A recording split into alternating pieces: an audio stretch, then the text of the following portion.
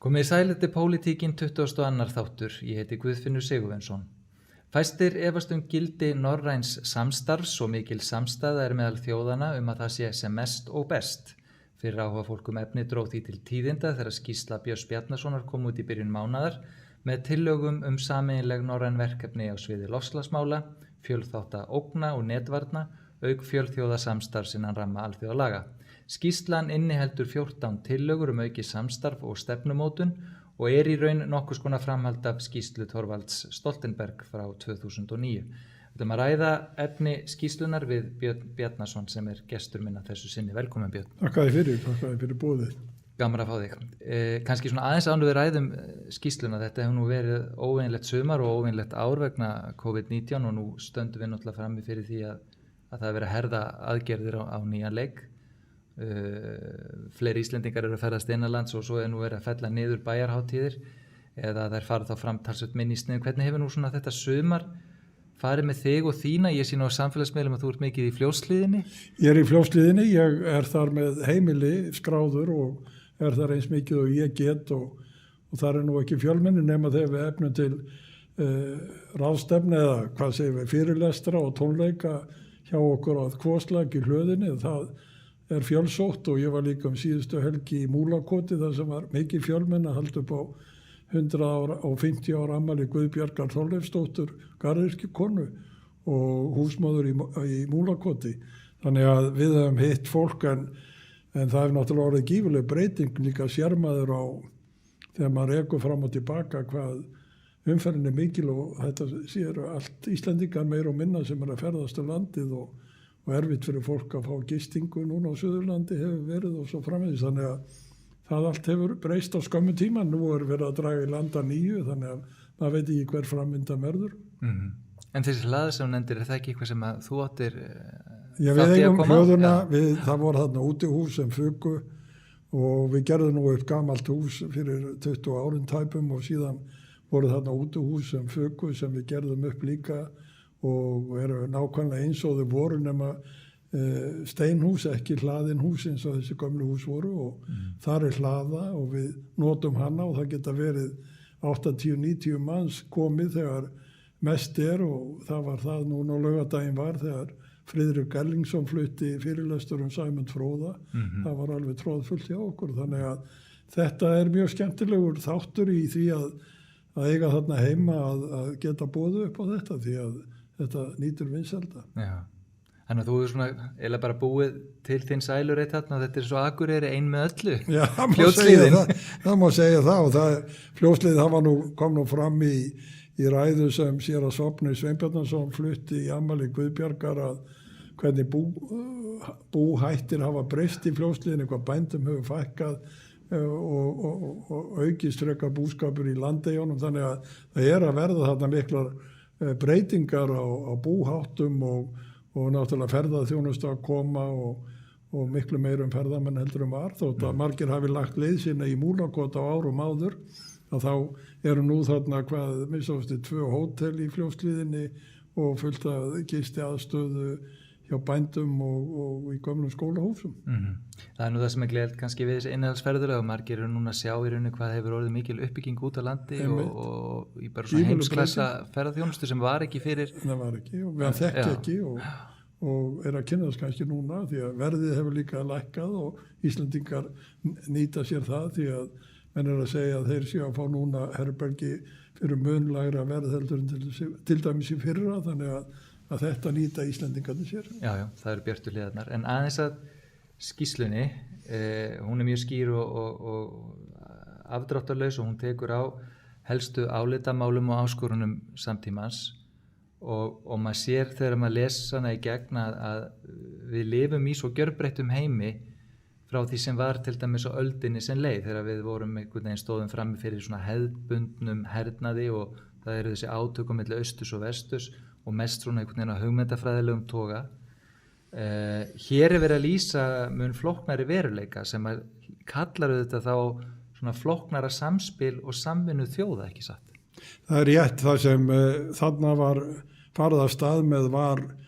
Ég held að þegar ég var beðinn að taka þetta að mér í október og hóf síðan störfin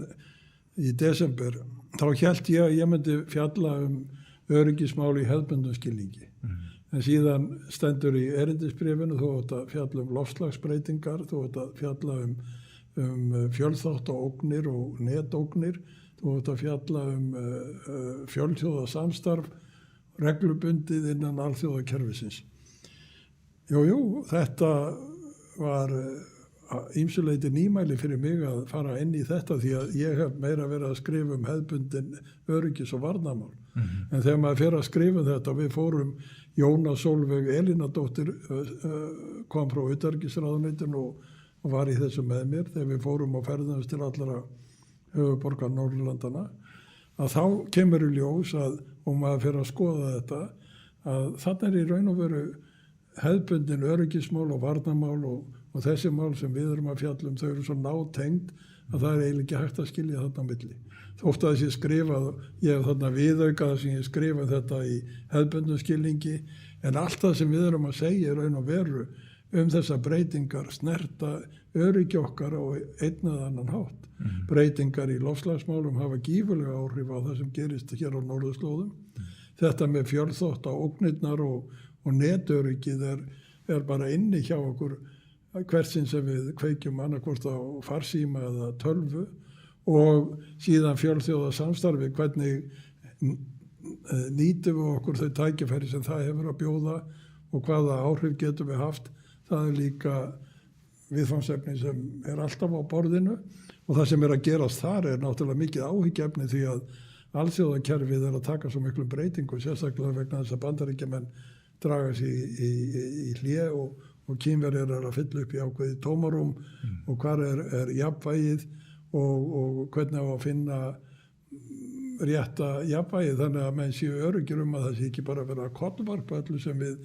hefum þekkt frá því að síðara heimsstyrjöldinu lauk. Þið leggið þarna til sameiginlega stefnumótun Norðurlandana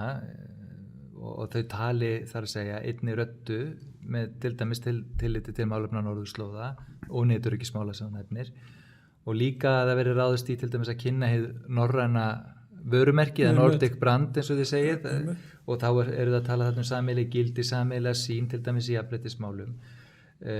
og öllum þessum stórum málum, loftslagsmálum og svo framvegis. Hvar eru við nú þegar að þínum hætti stödd í slíku þarf að ráðast í mikla vinnu til þess að þetta samstarf og þetta samráð verði nánara en núna er? Förum aðeins tilbaka. Já. Skýrslanir hér kemur 1. júlí, við erum að tala saman á Norðurlöndunum í janúar og febrúar. Við erum að tala saman þegar við kveðjum í byrjun mars í Helsingi, þá voru menn hættir að takast í hendur. Þá var COVID-19 að koma þannig að í finnska þinginu á síðustu fundunum og þá var að vísa ekki komið 2 metrar reglan en svona næstum því og menn voru hættir að takast í hendur. Og við skrifum skýrsluna náttúrulega ljósið þess sem síðan gerðist. Við ræddum ekki þessi mál, COVID-mál við okkar viðmælendur en við höfum fylgst með því og það kemur fram í skýrslunni ákveðin sjónarmið varðandi það. Sumir segja að það sem gerðist núna á undanförnum mánuðum og hvernig þetta allt að sérstaklega Svíþjóður fór aðra leið heldur en Finnar og Normenn og Danir og það skapaðist ákveðin spenna, landamærin voru lokuð og svo þegar við opnuðu og þá opnuðu ekki gagnvart Svíþjóð en það var frétt að koma inn í síman hjá mér í dag það að Danir væru búin að opna Svíþjóð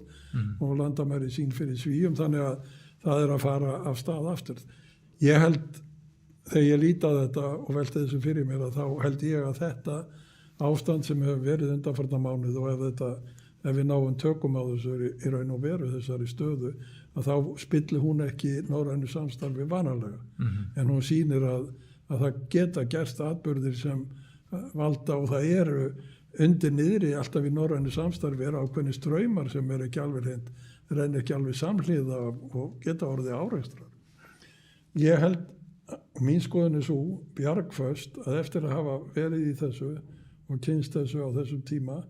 að það sé svo eindregin vilji þjóðana til þess að starfa saman og ráðamanna bæði þingmanna, ráðherra og einnig sjáum við það í skoðanakönnunum að yfir 90% af norrænum mönnum eða fólki þess sem spurt telur að samstarfi í öryggismálum til dæmis sé besta leiðin fyrir Norðurlöndin. Þó eru tvö þeirra utan NATO en Svíar og Finnar hafa nálgast NATO og Bandaríkin og Vesturlönd svo mikið núna að það er náttúrulega ekki mikil skil þar á milli. Ég er samfærður það á þessum tíma sem við erum núna að þá sé þetta samstarf mun nánara heldur en nokkru sinni verið. Og ég held að COVID-19 þótt að valdi spennu, þótt að valdi leiðindum og bæði innan ríkja og milli ríkja að þá verið það ekki til þess að spilla fyrir. En hins vegar fái Norðurlöndin tækifæri ef þau koma fram saman og standa saman á alþjóðavettvangi að þá skapi þetta ný tækifæri fyrir þau til þess að hafa áhrif því að Norðurlöndin eru meðal annars þekkt fyrir mjög öflug heilbrigðiskerfi. Og ef að þau sína fram á það hvernig þau hafa tekið á þessu og það farið mismunandi leiðir að þá verði litið til þess að þau gera til þess að átta sig á því hvað er best að gera til að takast á við svona hamfarir. Þið fjalliði mitt þetta í skýrslunum, það væntanlega þá bara komið upp nýtt varandi heimsfaraldra það kemur inn á af því það kemur fram oftar en einu sinni í skýrsluna við erum að tala um þessum á skandinavískum málum er kallað tótalforsvar eða allsherjarvarnir og við teljum að þetta falli undir það að það er ná yfir þetta og það er að líta á þetta á varnir gegn heimspláum í því ljósi. Einnig teljum við að varnir gegn fjölþátt og ógnum og til að tryggja netöryggi sé hluti af allsherjarvörnum þar sem skilin á milli hernaðarlegra varna og borgaralegra varúðarástafan og varna séu raun og veru horfin. Og það er ljóst að það eru ríki sem sækja á Norðurlöndin á þessum sviðum í gegnum netið með fjölþátta árásum og þau halda sig alltaf undir ákveðnu marki og gæta þess að fara ekki upp fyrir einhver hættumörk því að þau færu upp fyrir hættumörkina þá kynni átökin að breytast í eitthvað allt annað heldur en nokkur maður vill og það kemur fram í skýrsluna að við vorum að velta fyrir okkur á að nota hugtakið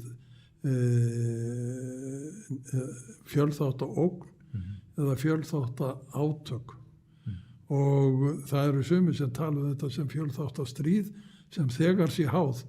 við höllum okkur frekar við fjölþátta ógn heldur en hitt en það voru menn sem vinna á þessu sviði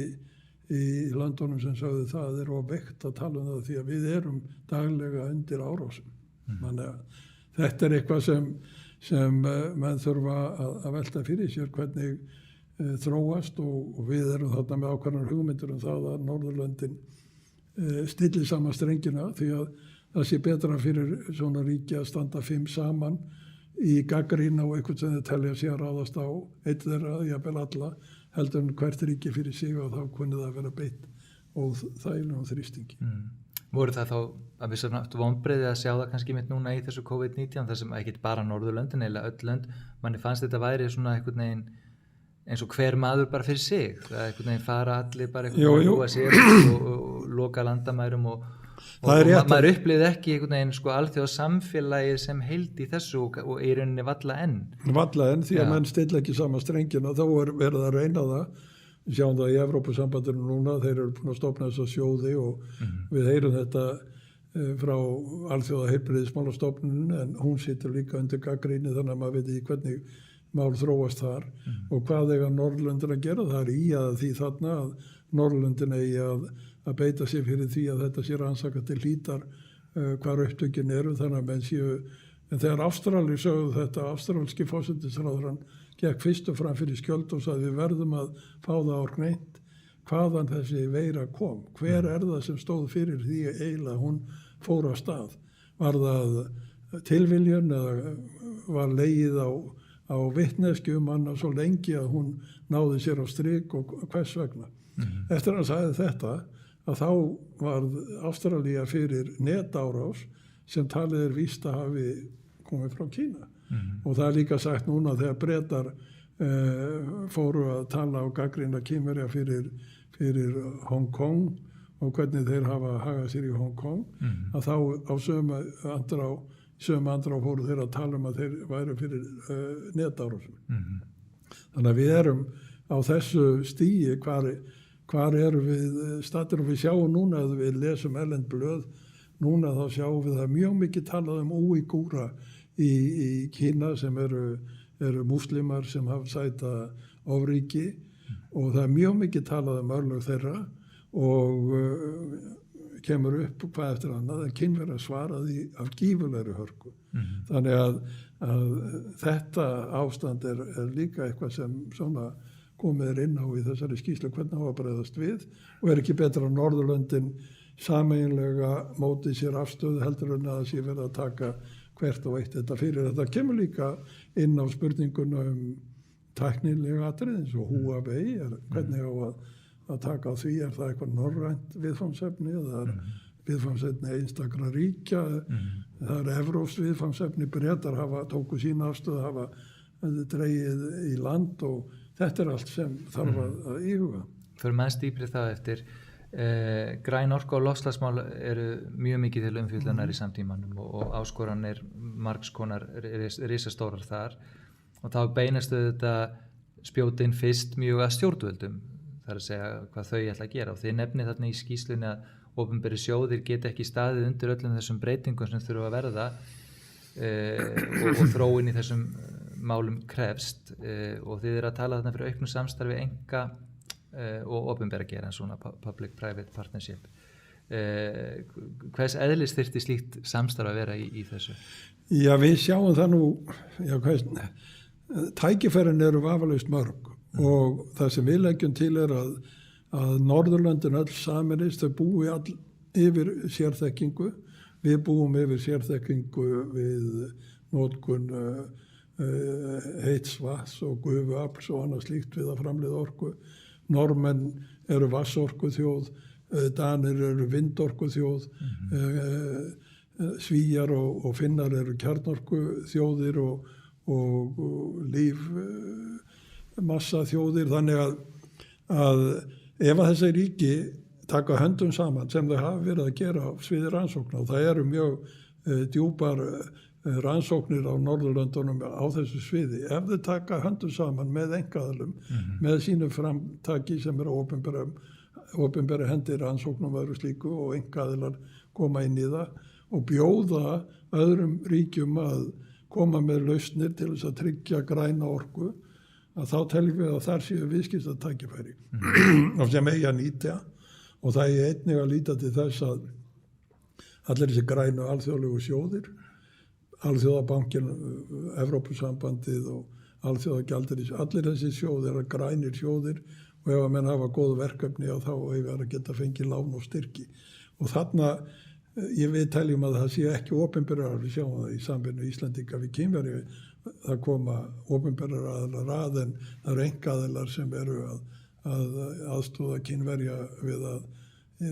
koma upp hitaveitum. Mér skilst að það sé verið að byggja borg rétt hjá Peking sem á að vera algjörlega hrein borg með heitu vatni og svo framvegis, og þar komi Íslendingar að, og ef við getum beitt okkur á fleiri stöðum í þessa veru, að þá erum við í senn að skapa viðskiptatækifæri og að vinna því að vinna gegn loftslagsmengun. Við erum lítil þjóð sem að þráir að hafa áhrif og þarna er náttúrulega kannski akkurat sóknarfæri til þess. Sjáðu til dæmis það sem við nefnum líka þarna að leiða koltvísýring í jörð, sem við verðum að prófa, og Carbfix. Já, Carbfix, og þegar maður hlustar síðan á jarðfræðinga hér tala það að basalti hér sé við séum eina landi sem hafi svona á yfirborðinu eða í hæfilegri fjallað frá yfirborðinu móttækilega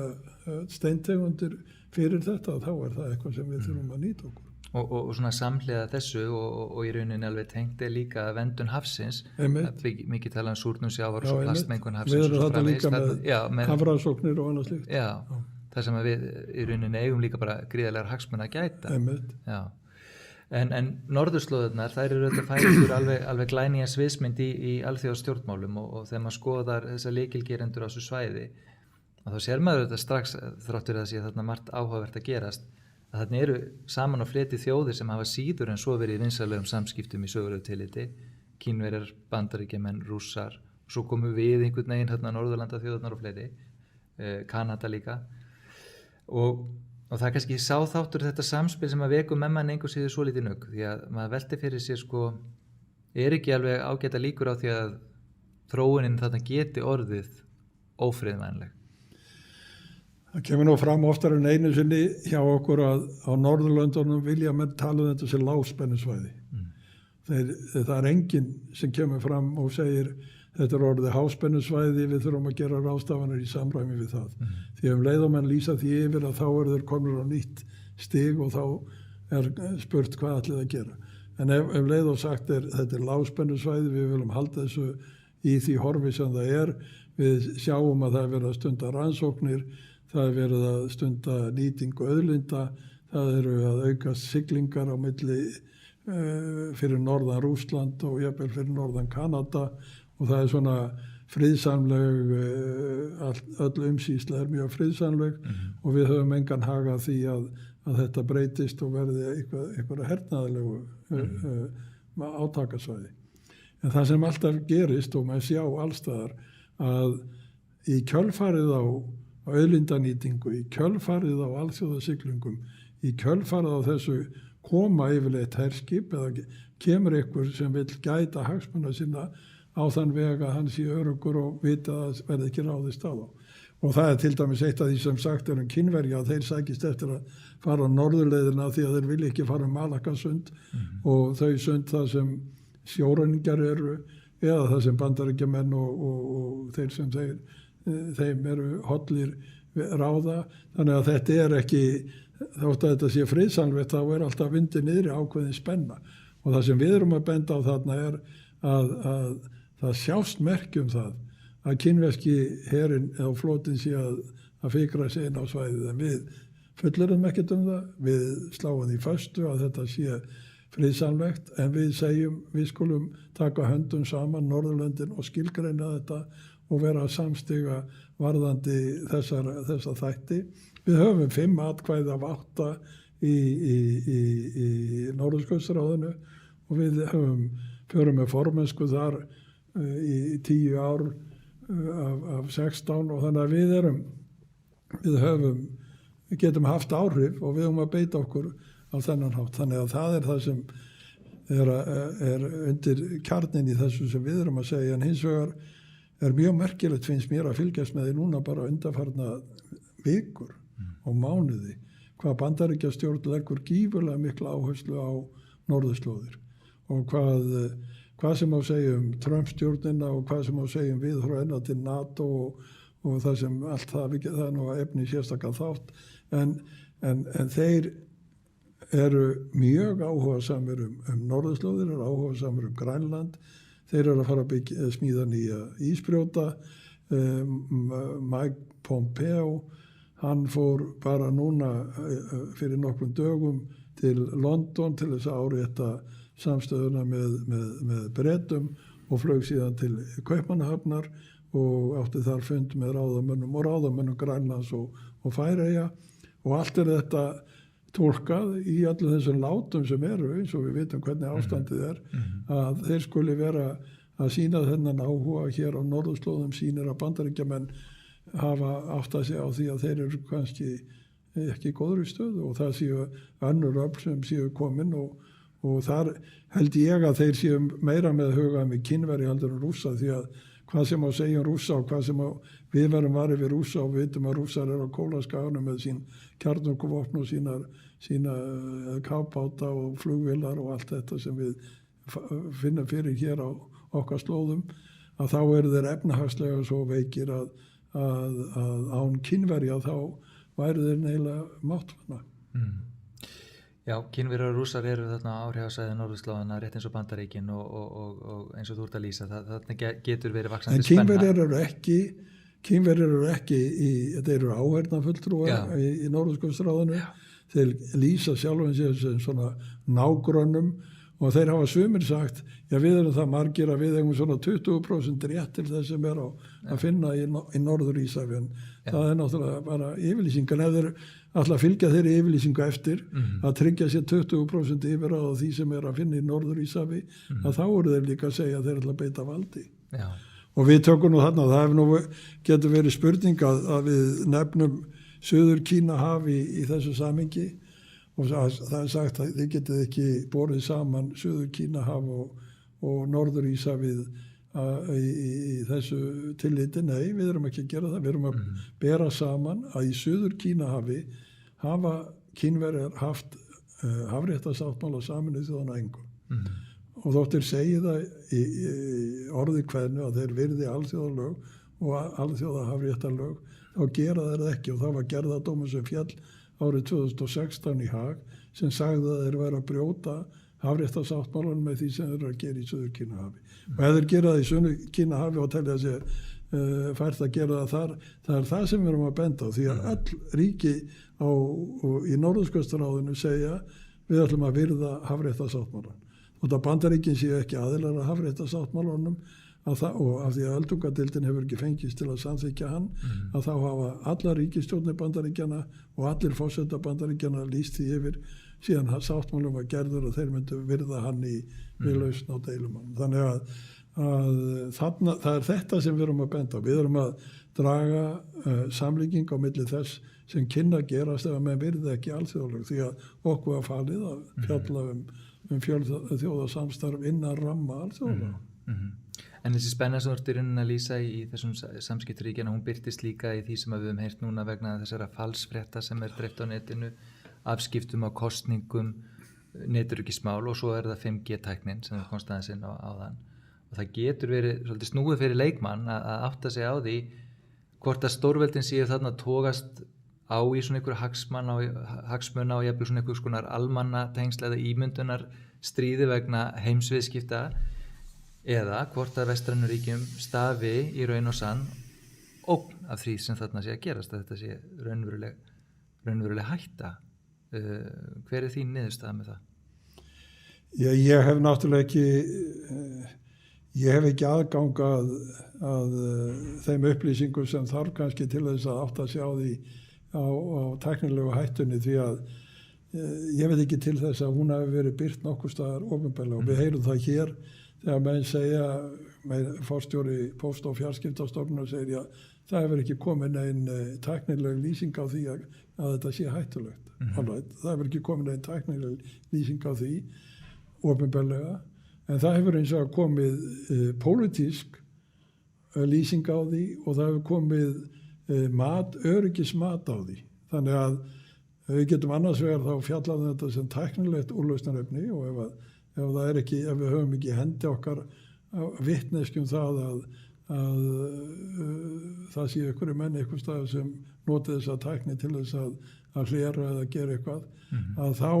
vitum við það að bæði pólitískt og í öryggislegu tilliti er þetta vafasamar ákvarðanir eða áhættusamar ákvarðanir sem er verið að taka þegar fjallaður 5G. Og það er alveg ljóst að á Norðurlöndunum hafa yfirveldin tekið þá ákvörðun að halda sig frá kínversku 5G-tækninni. Það liggur fyrir. Það er að vísu fyrirtæki, þau segja sem svo, já, við ráðum ekki öllu, en við ráðum nógu miklu, og þeir hafa nógu mikil áhrif til þess að stærstu fyrirtækin á Norðurlöndunum ekki með kínversku tæknina. Og Danir að stíga skref lengra í þá átt að setja löggjöf sem heimilar yfirvöldunum að hafa beina afskipta þessu. Þetta er það sem stendur á vegnum. Og ef það er þannig að ríki sem taka þessar ákvarðanir haldi sig fjarri eða eigi ekki eins náin samskipti við ríki sem eru með þessa tækni, að þá er þetta ekkert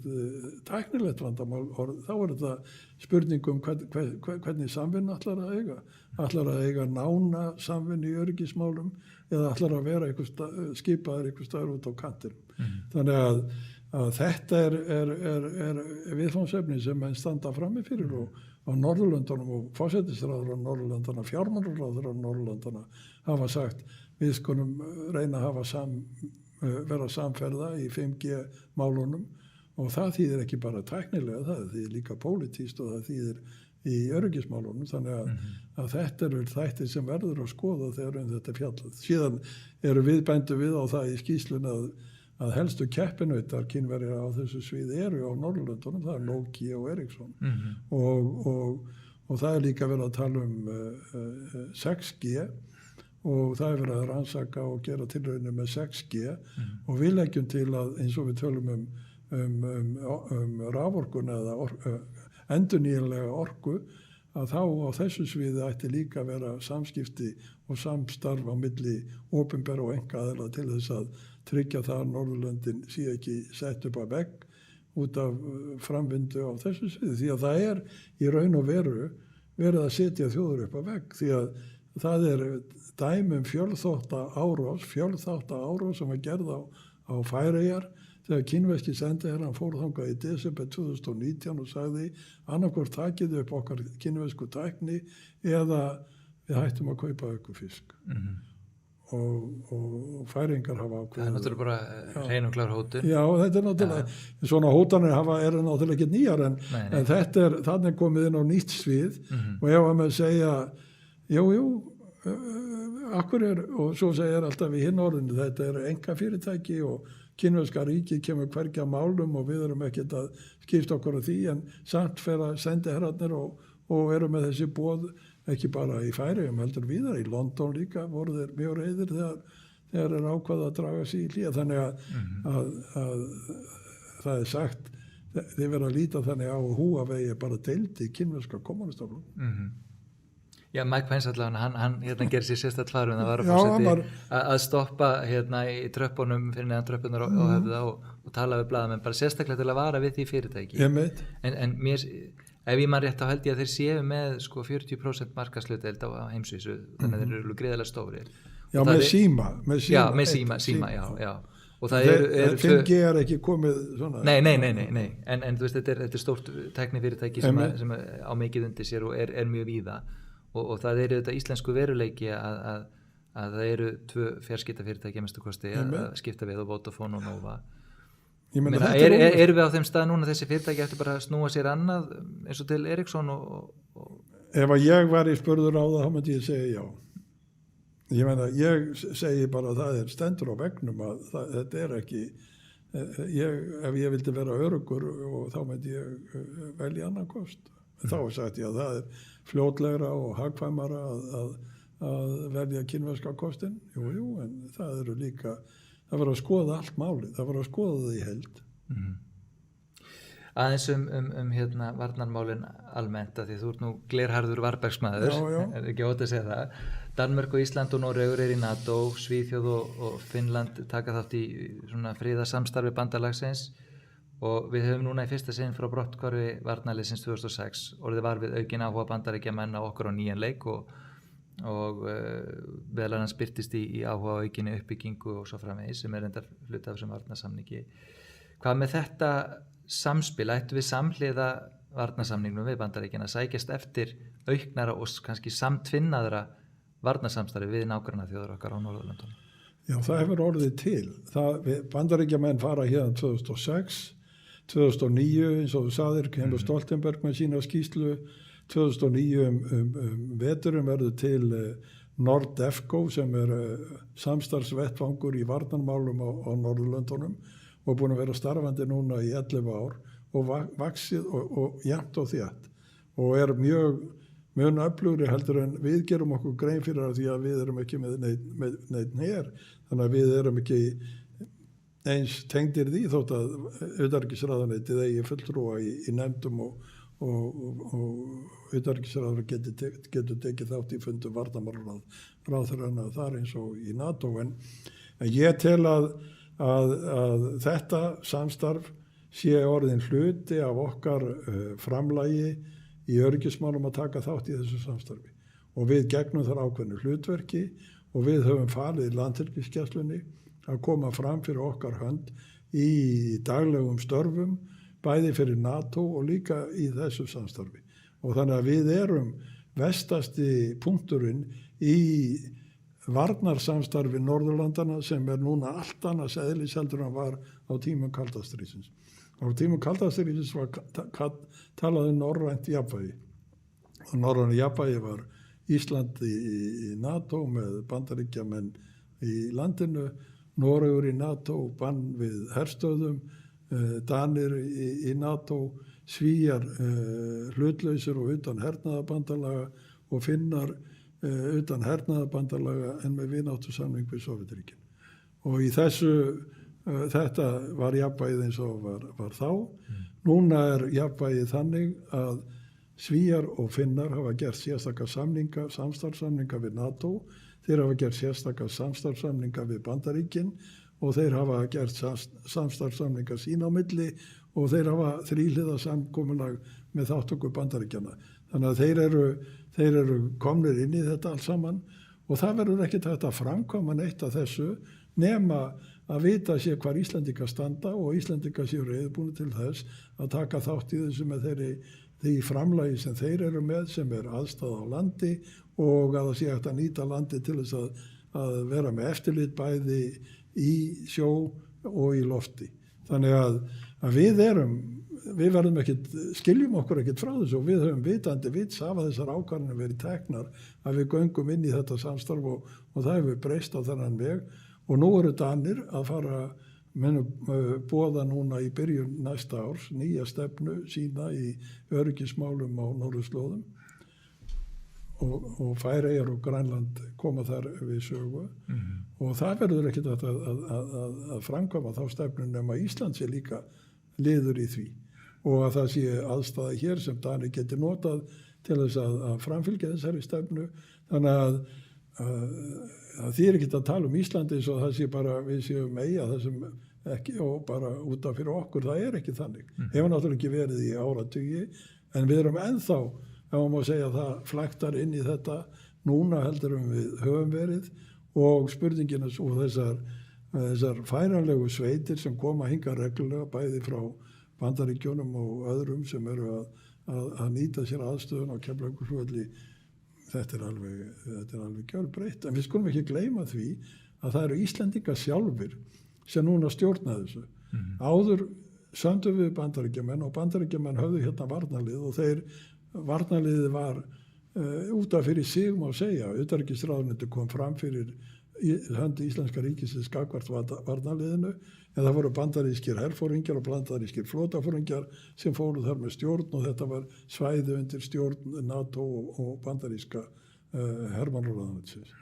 Þetta burtu. Þetta allt undir íslenskri stjórn núna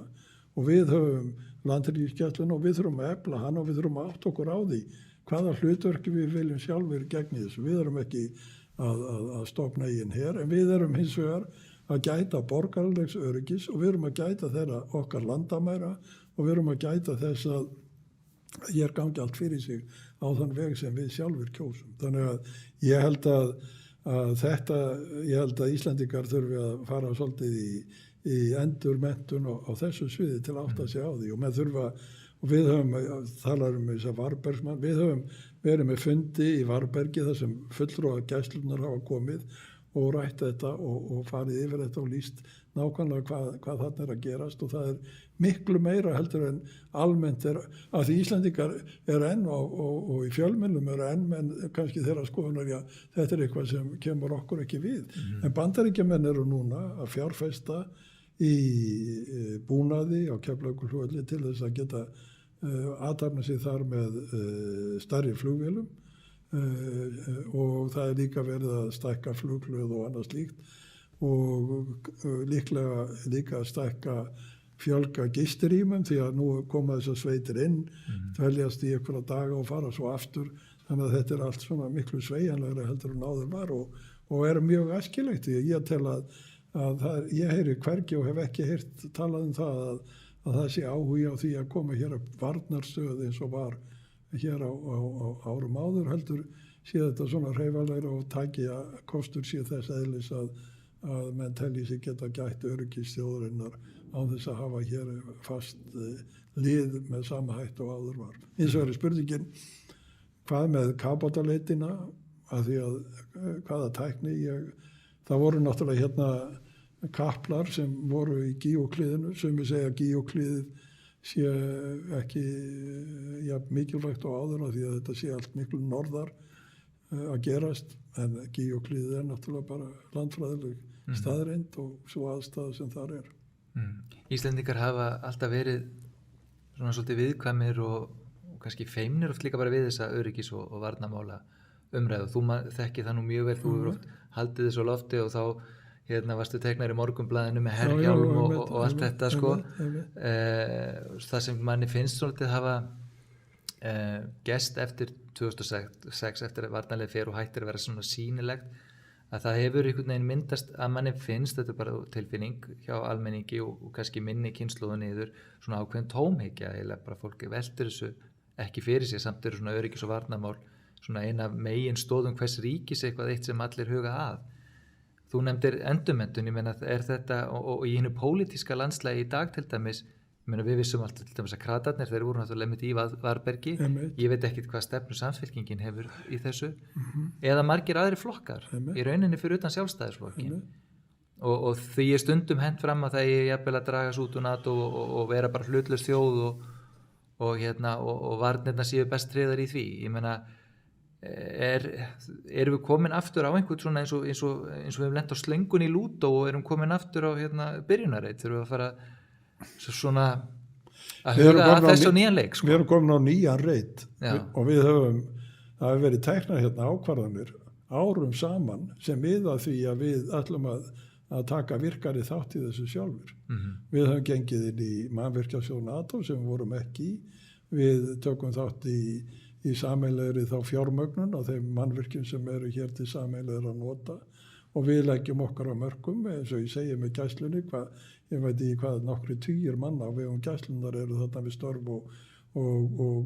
auðvitað þarf að kynna þetta og menn þurfa að átta sig á þessu en fyrir íslensk stjórnvöld eða íslenska stjórnmálamenn eða íslenska alþingismenn að tala eins og að þeir geti bara sagt að þetta er eitthvað sem okkur kemur ekki við, þá eru þeir bara á einhverjum öðrum netti. Við erum þáttakendur í þessu og það leitið á okkur og við erum spurðir að því og ég var spurður að því og hvað ætla Íslendingar að leggja mörgum? Hvað ætli þið að leggja mörgum? Hvað eru þið að gera til þess að þetta gangi allt upp, þetta norræna samstarf? Þið getið ekki verið stikkfrí og við höfum ekki og við viljum ekki vera stikkfrí. Ef við vildum vera stikkfrí þá hefðum við aldrei haft frumkvæða því eins og Guðlaugur Þór hafði að þessi skýrsla væri gerð. Þá höfum við bara sagt að þetta kemur okkur ekki við. Samstarfi í utanríkis- og öryggismálum á norrænu vettvangi er bara ekki eitthvað sem við þurfum að fjalla við erum bara eitthvað starf annar staðar. Þannig að með því að hann hafi frumkvæða að þessu og þetta sé að farið af stað og Íslendingar standa að því að það sýnir að við erum teknir eins og hinnir, við erum virkir þáttakendur í þessu samstarfi og við leggjum okkar á mörkum innan þeirra marka sem við getum. Ég tel hins vegar að við þurfum að byggja upp hér meiri rannsóknir, við þurfum að byggja upp meiri fræðilegar umræður þetta. Pólitísku umræðurnar voru miklar í kaldastríðinu en þær bara þurrkuðust út eins og þú segir. Men stjórnmálamenn þurfa að fara og læra þetta upp á nýtt, tala um þetta. Það er enga deilur um þetta er einhvern veginn svona Jú, það deilur hvort að menn er að fara með flugvél og móðurskip nokkur 100 metra eða ekki og eitthvað svona en það er alltaf aukaatriði í raun og veru. Aðalatriði er það, við erum með í þessu, við erum virkir þáttakendur, það tekið mark á okkur að við leggjum eitthvað skynsamlegt til málana en ef við viljum vera stikkfrí þá eigum við bara að lýsa því yfir, við getum ekki verið, þetta getur ekki verið eitthvað hálfvelgi í því. En svo er þetta hugsanlegt núna því eins og við erum að tala að þetta er náttúrulega orðið einhvern veginn allt annars eðlis, þú veist þetta er fara að snúast netöryggismál og alls konar tæknileg atriði að kannski að það í rauninni muni kannski skapa okkur í framtíðinni ákveð færi til að leggja enn meira að mörgum en þess að við erum með mjög velmenntaða þjóð og mikla þekkingu á mörgum málum. Við þurfum að taka okkur á í netöryggismálum. Netöryggismálun eru mál sem Jú, NATO lætur að sér kveða á sviði netöryggismála en þau eru fyrst og fremst málefni hverjar þjóða fyrir sig og hvers ríkis fyrir sig og við höfum ekki sett hér á laggirnar nægilegar varnir á því sviði. Við vitum ekki nægilega vel hvað er að gerast. Við vitum ekki hvort að hvernig við höfum ekki eins og Póst- og fjarskiptastofnun Norðara, við höfum ekki færi á ástandsskoðun sem þýðir að við höfum ekki færi á því að kanna eitthvað sem kann að steðja að okkur. Við verðum að bíða hann til árásinni gerð og getur það þá verið of seint. Við höfum reiknistofn á bankana hefur verið tekið niður. Við heyrum ekki og það er nú verið að tala um þetta Germin-kerfi og sagt að það hafi verið tekið niður og það hefur verið borgað lausnagjald til þess að opna það nýju og maður lesa þetta að við séu undir borðinu eða bakvið tjöldin verið að borga einhverjum netræningjum lausnagjald til þess að halda kerfum gangandi. Vafalaust verður ekki skýrt frá því og aldrei skýrt frá því hvað þarna er að gerast en yfirvöldin og þeir sem gæta laga og réttar þurfa þó að vita það og hafa möguleika á að fylgjast með því. Við erum svolítið aftarlega á þessu sviði. Erum við með einhverjar sterkar lykilstofnanir í því? Nei, við höfum Póst- og fjarskiptastofnun sem er jú frekar leyfisveitingastofnun, gefur út tíðnisvið og annað. Þar er ákveðin netöryggisveit en til þess að framfylgja slíku með einhverju valdi þá þarf það að hafa annars konar stofnun. Við erum búin að fara vel yfir skýrsluna, mér langar aðeins til að fara yfir í annað og venda kvæði okkar í kross. Í þessu mánuðin, núna þann 10. júlí síðastliðin var þess hörmulega atburða minnst með athöfn á Þingvöllum og í fjölmiðlum að foreldrar þínir ásamt systir sinni þínum fórust þar í eldsvoða. Nú faðirinn Bjarni heitinn Benediktsson verður, held ég óhætt sé að segja, aldur og ævi risi í íslenskri stjórnmálasögu. En mér langar að spyrja þig hvernig persónuleiki var hann? Já, það er nú ekki gott fyrir mig að tala mikið um það. Það var mjög hlýr persónuleiki og þeir sem kynntust honum vita að hann var kannski ekki eins harður og alls ekki eins harður í persónulegri kynningu eins og oft var út á við og hann talað og þeir sem urðu fyrir barðin og hans rökvísi og málflutningi kvenkuðu sér oft en við sem áttum við hann annars konar samskipti, við vitum að hann var mjög hlýr og glaðvar maður sem naut lífsins. Hann er bara 62 ára þegar hann deyr og nú er maður orðinn sjálfur nógu gamall til að skilja, það er ekki háraldur. Samt afrekaði hann ótrúlega mikið á sinni ævi og hann verður til dæmis kornungur lagaprófessor og svo borgarstjóri og svo í framhaldinu þetta ráðherra og forsætisráðherra. Var hann þá alltaf vinnandi? Sívinnandi. Já. Hann vann mjög mikið, skrifaði mjög mikið og vann mjög mikið og fylgdist mjög vel bæði með því sem gerðist hér innanlands og ekki síður í útlöndum. Hann var mikill áhugamaður alþjóðamál og fylgdist mjög vel og keypti mikið af erlendum blöðum. Það var nú ekki eins og á okkar dögum það sem geta bara kveikt á hvaða sjónvarpsstöð í heimi sem er heima hjá sér eða á netinu en þá komust blöð og þau komu mikið af erlendum blöðum til hans og hann fylgdist mjög vel með því sem var að gerast. Voru þá kannski svona staplar af blöðum? Nei, ekki segja það nú ekki segja. Móður mín sá nú kannski til þess að þið staplaðist ekki upp en hann var áskrifandi af erlendum blöðum og bæði tímaritum og blöðum og fylgdist vel. Það var nú þannig sem maður fylgdist með þá því að það útvarp og sjónvarp og allt þetta og netið var náttúrulega ekki fyrir hendi. Nei. Nú er þetta bara í fingurgómana á okkur. Já. Og margt af því sem hann skrifaði bæði Land og lýðveldi og eins ræðan frá 43 þetta er svona texti ég náttúrulega laðst til stjórnmálafræðinni sem er svona, hann er ótrúlega meitlaður og skýr og mikil hugsun og hann náttúrulega eins og Katrín Jakobsdóttir sagði þarna við athöfnina er í rauninni ég meina hann er bara lykilgerandi í því að lýðveldið er stofnað var mikið til dæmis að ræða lögskilnað og hraðskilnað á þínu heimili á þessum árum? Ég fæddist nú 44. Já, þú ert nú reyndar. Þannig að ég man það nú ekki og svona þegar ég var alast upp þá var nú deilurnar frekar aðildina NATO og allt það heldur en þetta en hann hefur örugglega og þess að lesa þessar ritgerðir og þennan málflutning og þennan ágreining sem var að þá var það líka, það var ekkert einfalt málendilega að ná þessu fram eftir á líta menn á allt svona sem sjálfstæðan hlut en þegar verkin unnin að þá eru mörg sjónarmið sem þarf að sameina og berjast fyrir. En þetta svona, ég man að við vorum að gera okkur að leiki í stjórnmálafræðin að ræða þetta sko lögskilnað og hraðskilnað og rökin með og ég held ég hef verið komin í lögskilnaðarlið. Já. En hann var mikill hraðskilnað, maður vildi bara klára þetta strax 44. Já, en það er í rauninni ennþá skipta skoðanir. Jú, það er skipta skoðanir og það er náttúrulega spurning, ég held að hann hafi nú alltaf verið þeirra skoðanir að það sem hann lagði til stæðist lagalega og það var ekki spurning það væri verið að brjóta lög. Og hann skrifa nú líka ritgerð sem heitir stjórnskipulegur neyðarréttur þar sem það þurfti náttúrulega þegar sérstaklega eftir hernámið og þegar Íslendingar tóku utanríkismálin í sínar hendur og skipuðu ríkisstjóra og annað slíkt að þá þurfti að taka ákvarðanir sem voru ekki stjórnarskrarbundnar. Það þurfti að gera ráðstafanir til þess að halda ríkinu gangandi og síðan er náttúrulega sáttmáli frá 1918 sem með sínum ákvæðum og öllu því þannig að ég held að hann hafi aldrei litið þannig á að hann hafi verið stjórnskipulegur neyðarréttur kom til söguna við hernámið hitt er alveg hægt að rökstyðja allt frá lögfræðilegum sjónarhóli. Nú síðan eftir á þegar þjóðin er búin að samþykkja stjórnarskrán og samþykkja þetta allt í yfirgnæfandi meirihluta að þá er enginn sem er að deila þetta. Það væri eins og eitthvað væri núna að fara að taka upp æsum-máli að það hefði verið betra að fara eitthvað aðra leið í því. Svo við tökum eitthvað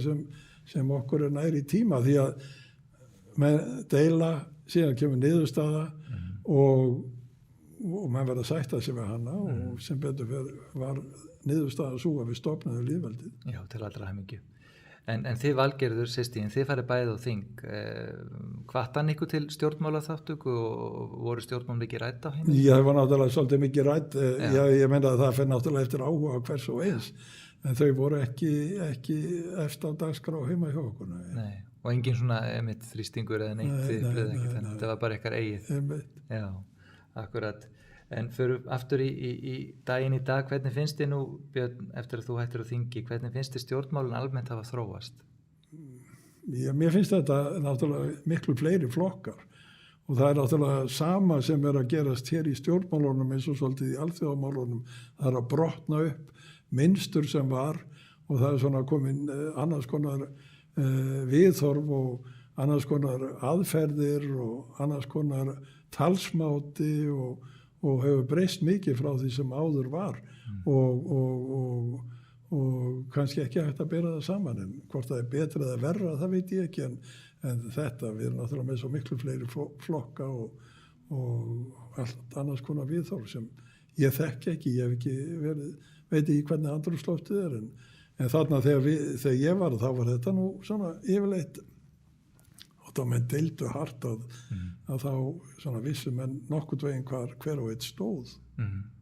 Finnst þér, svona ef maður reynir eitthvað að rýna inn í næstu kannski 10-20 ár að það er oft svona þegar verður eitthvað samfélagsumrót þá kemst svona svolítið los á hlutina svo hafa hlutirnir svona bladran nú þennst út og hún dregst saman. Heldur að það verði kannski skýrari línur að þróunin verði mögulega svo að það verði einhverja sammenningarflokka og þetta verði með skýrari línum aftur á nýjan leik? Ég held að hljóta að vera. Ég held hins vegar að þessi ríkisstjórn sem nú situr og nú er allir búin að sætta sig við það að hún situr út kjörtímabilið, það er alveg ljóst. Þótt að með deilum það hvort það er að kjósa í september eða maí eða eitthvað slíkt, þá er það aukaatriði í raun og veru þegar litið er á pólitísku straumana því að það er enginn sem segir hún þarf að fara frá núna út af því að ástandið er þannig að það er ömurlegt, ekki í neinum stjórnarflokkana og ekki heldur í stjórnaraðstöðuflokkunum. Menn er alveg sáttur við það að það verði hér 4 ára kjörtímabil sem hefur ekki verið. Það var þarna náttúrulega þessi ömurlega Jóhannu stjórn og vinstri stjórn sem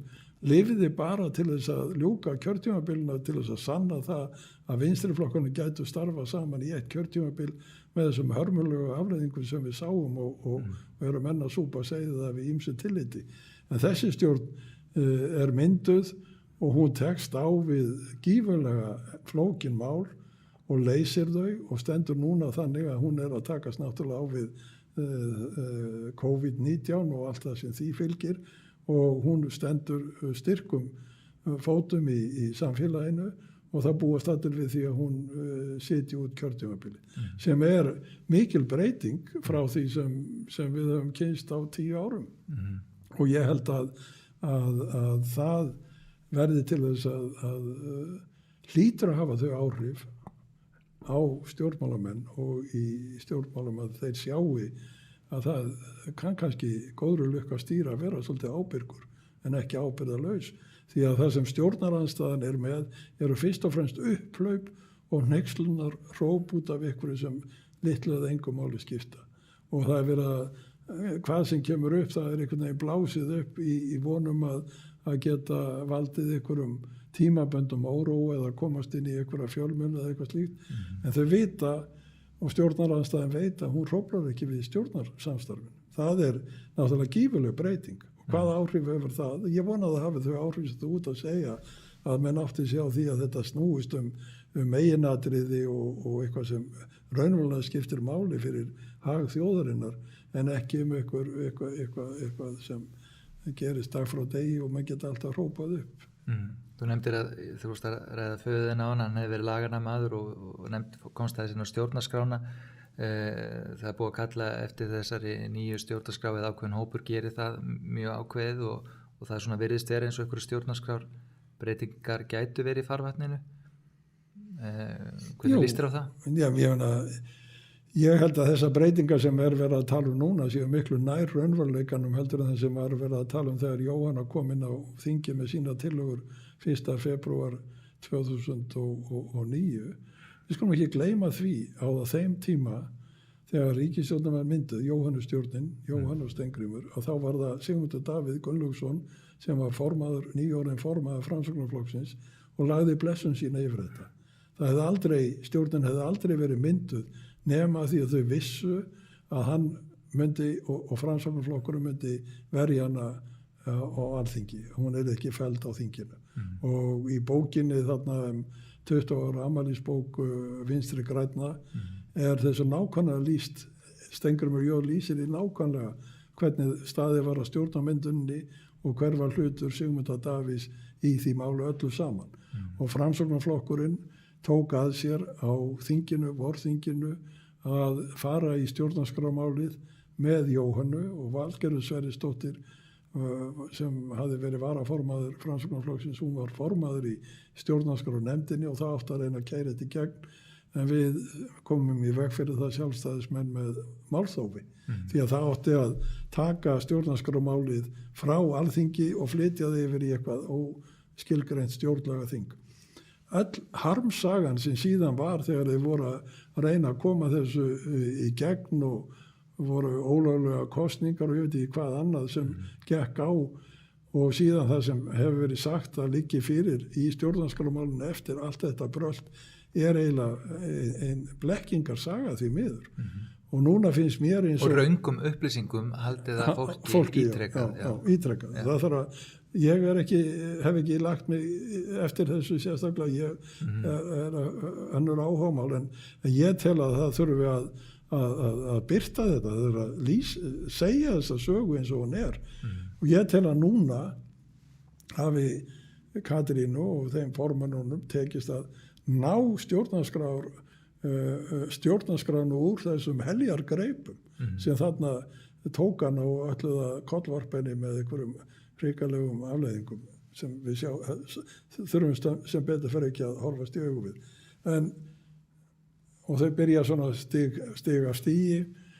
hvort að maður er sammála öllu það er annar mál mér finnst að það sé búið að bjarga stjórnarskránu úr þessum hremmingum þannig að því leiti fagna ég því að þetta sé á þessu stigi hvort sem menn eru endilega sammála því eða ekki en það verður lagt fyrir þingið ég hef ekki kynnt mér þessar breytingar til og mér skilst að þessi kannski allt meira og minna frá sama fólkinu ég veit það ekki en það er búið að taka það hefur tekist, það er eitt af því sem þessi stjórn hefur megnað þessi ríkisstjórn sem situr núna og til þess að koma hér hlutum á eitthvað skynsamlegt fara aftur og hún hefur megnað að ná stjórnarskrármálinu út úr greipunum á þessu fólki. Mér langar að spyrja að því stundum finnst mér í rauninni ekkit eins og það hafur hætt í stjórnmálum en þú ert mjög duglegur að skrifa um stjórnmál bæði í Morgunblaðið og síðuna þína björn.is og maður svona veit oft hvað ertu að hugsa, og ég teki eftir því úr þetta gamall blaðamaður og þau líka áhuga mikið á fjölmiðlum. Hvernig finnst þér núna, er þetta fjölmiðla frumvarp Lilju kemur væntanlega inn á þingið í vetur, þar sem er verið að gera ráð fyrir ríkisstyrkjum til einkafjölmiðla vegna sterkar stöðu RÚV á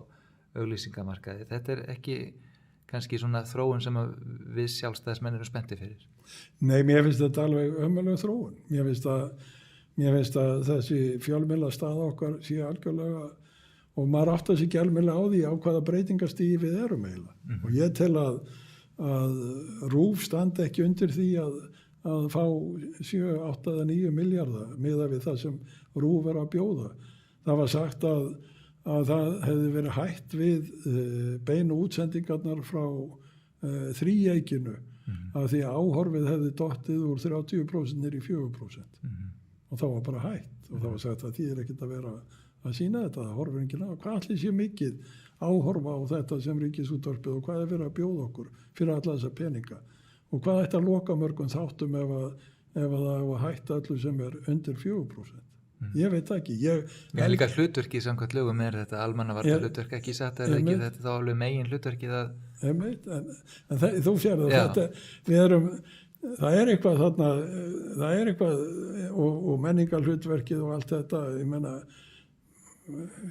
já, ég ætla ekki að fara að æsa mig yfir þessu, þú ert að koma alveg bara að fá mig í nýjan þátt, en ég hef miklar áhyggjur af þessu. Ég tel að þetta við séum á einhverju stigi og það sést líka á því hvað Lilja hefur gengið illa að koma þessu fjölmiðlafrumvarp í þann búning að það náist eitthvað sátt um það. Og næst nokkuð sáttum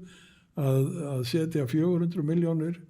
á bjarga, hverju verður bjarga með því meðan settar eru 8 milljarðar eða 9 eða einhverjum einum aðila sem er síðan svo loka hlutafélag að það fást ekki neinar upplýsingar um hvað gerist. Þetta er alveg ótrúlegt og þetta er megin fjölmiðlinn í landinu og menn loka sig alveg inni og vilja ekki veita neinar upplýsingar og þegar það er sagt að þið gerir þetta ekki alveg samkvæmt samningi þá bara sagt okkur kemur það ekki við. Já. Og svo finnst manni líka kannski út frá, ef maður horfir á okkur blaðamannaprinsip, þá er það líka mjög sérstakt að margir einkafjölmiðlar státa sig af því að vera óháðir og skrifa bara eins og þeir vilja og hafa sína stefnu, en vilja samt komast einhvern veginn í styrkja sambandið pólitískan ráðherra hverju sinni. Manni finnst það einhvern veginn ekki alveg. Það var nú þannig á sínu tíma að ríkið keypti ákveðið þegar voru fleiri blöð og áskriftablöð, þá keypti ríkið ákveðin fjölda blaða. Það var ríkisstyrkur í þá. Að það voru keypt ákveðin eintakafjöldi og þannig tryggð lágmarkstekjur þessum blöðum. Og það lágu í bunkum við það sem menn nefndi ekki að lesa þau og rætt, en þetta var styrkur. Það var þá framleitt eitthvað og borga fyrir. Morgunblaðið gekkst þá upp í því að neita að vera í þessari ríkisáskrift og þannig var nú staða blaðsins þá og það er mikið breyst og það er þessi breyting, ég meina við getum verið hér og talað saman, við veitum ekkert hvort að 4% eða hvað margir hlusta á þetta og hvenær er hlusta á það og hvernig og ég hef haldið út minni vefsíður núna hvað er aldarfjórðunga eða hvað það er og ég veit ekki hvað mörg þúsund manns lesa það eða hvernig það er en þetta er svona enga miðlar þar sem menn er ekki háðin einum öðrum sem náttúrulega hafa ekki efna á því eða þurfa að afla sér tekna þetta fyrir mig er þetta bara hefur verið all árin sem ég hef gert þetta svona eins og sumir er að ráða krosskátur þá gerir ég þetta þannig að þið veist að þetta er bara eins og hvert annað áhugamál og líka verður svona ákveðin þrákjálni þegar maður búin að halda þessu svona lengi úti af hverju hætta þá hvað gerist maður hættir fyrir alltaf hliðina en það var virkilega gaman að fá þig Björn og ég teymdi þig náttúrulega út á eitthvað svell langt út fyrir efnið en bara rétt að lokum hvað er svo framöndan hefur þú búin að skila skýrslunni það var að koma í ljós við sjáum til spennandi, Björn Bjarnason, takk kærlega fyrir að koma takk að kærlega